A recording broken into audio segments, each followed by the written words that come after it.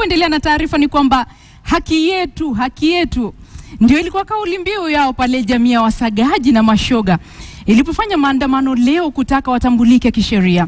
Wanashinikiza mkuu wa sheria Githu Muigai afanyie marekebisho sheria inayotambua tu uhusiano kati ya mke na mume. Maandamano hayo yanakuja wiki moja tu baada ya raia wa Australia Ian Castleman kuwasilisha kesi mahakamani kutaka usenge ukubalike hapa nchini.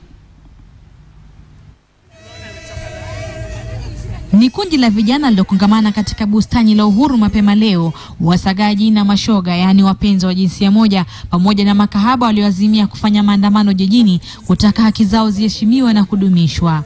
Mabango waliobeba yakiweka wazi ombi lao, ikiwa ni swala ambalo limezungumziwa kwa kufichwa, kwani hapa nchini sheria inaruhusu ndoa au uhusiano kati ya mke na mume, wala sio uhusiano wa jinsia moja. Ombi lao kwa mkuu wa sheria Githu Muigai ili kuhakikisha kuwa wanatambulika kisheria, ikiwemo kuhalalisha ndoa za jinsia moja nchini. Coming out as a homosexual in this country when you're criminalized is a journey that takes a long time. And we appreciate that everyone has the right to decide when to come out. So we are giving people who are for our cause time and that right to journey through the entire process until they are ready and willing to come out to the public and speak about their issues in an articulative way. Lakini azma yao kuandamana mji mzima haikutimia baada ya maafisa wa usalama kuwazuia kuingia katikati mwa jiji. Kwa sasa wanasema wako tayari kufanya mazungumzo na uongozi wa nchi waziwazi kuhusu matatizo wanayokumbana nayo na jinsi gani wanaweza kubaliwa na jamii. Wanasema wameshawalika maafisa wakuu serikalini wakereketo wa haki za kibinadamu kuwasikiza katika dhifa maalum jioni ya leo.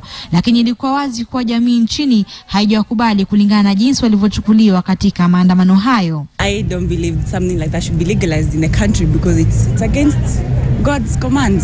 Let me just say like that. It is not natural for a man to marry a man or to have a relationship with a man or a woman to have a relationship with a woman.